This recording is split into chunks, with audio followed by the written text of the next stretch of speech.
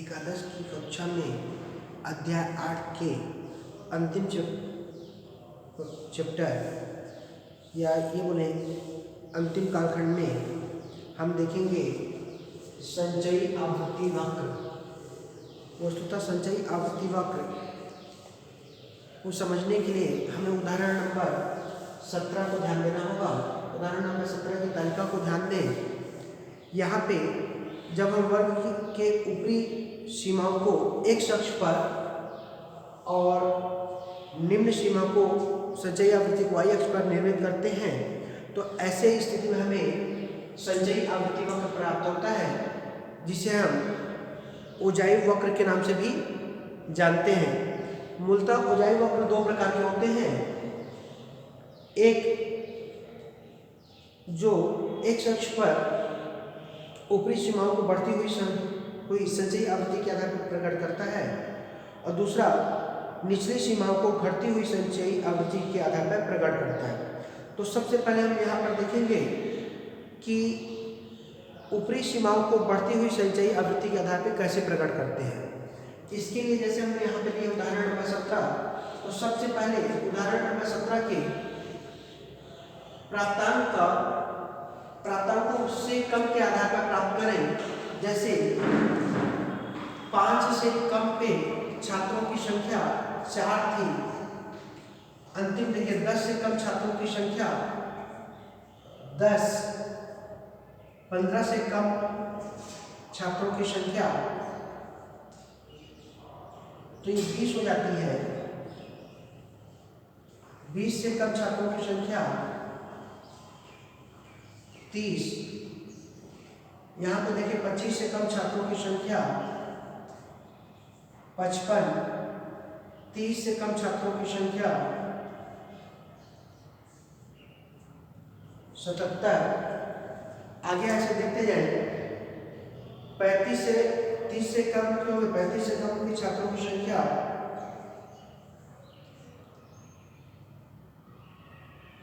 ये 18। इनको जोड़ते जाते हैं। जैसे यहाँ पे हम क्या किए, शुरू खंड में 4 लिखे, सेकंड खंड में 4 और 6 जोड़ के 10 कर दिए, फिर तीनों जोड़ दिए 3 खंड में 20 हो गया, फिर ये 4 खंड जोड़े तो 30 ऐसे जोड़ते जाएंगे। तो यहाँ पे भी क्या हुआ, ये 18 जोड़ देंगे 77 में 18 जोड़े तो 8 7 15,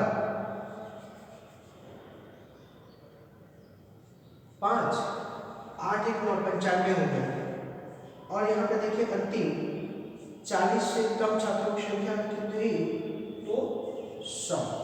इस प्रकार के एक तालिका हमें प्राप्त होती, नवीन तालिका, जिसके ऊपरी खंड को बोले मतलब जिसको बोले ऊपरी सीमाओं से तथा बढ़ती हुई संचयी आवृत्ति के आधार पर, ऊपरी सीमाओं को बढ़ती हुई संचयी आवृत्ति के आधार पर इस उत्तर बनाए। यहाँ पर देखिए एक खंड में छात्रों की संख्या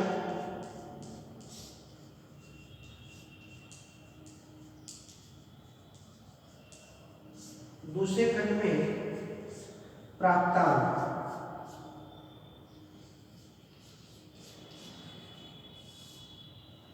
अब देखिए कैसे नहीं,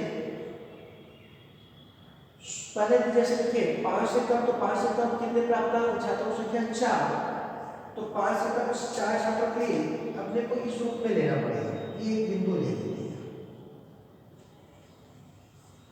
10 से कम छात्रों की संख्या 10,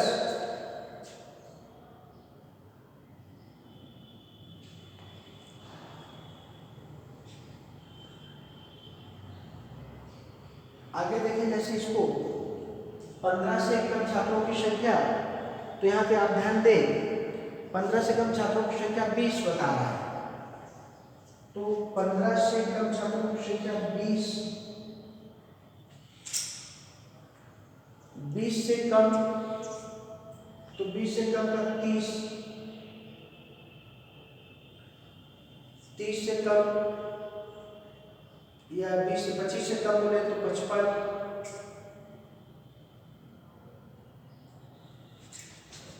55 इसी में जाएगा। 30 से कम कितने हैं तो 77, तो 30 से कम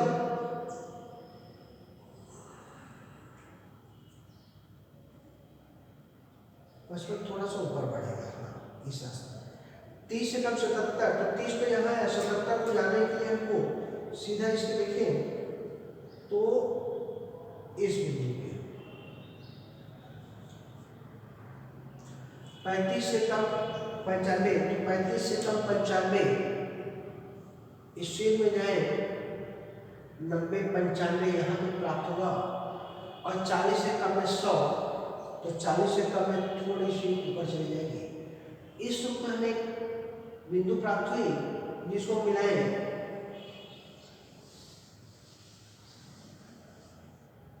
तो ये जो रेखा प्राप्त हुई इसे हम उजाई वक्र के नाम से जानते हैं।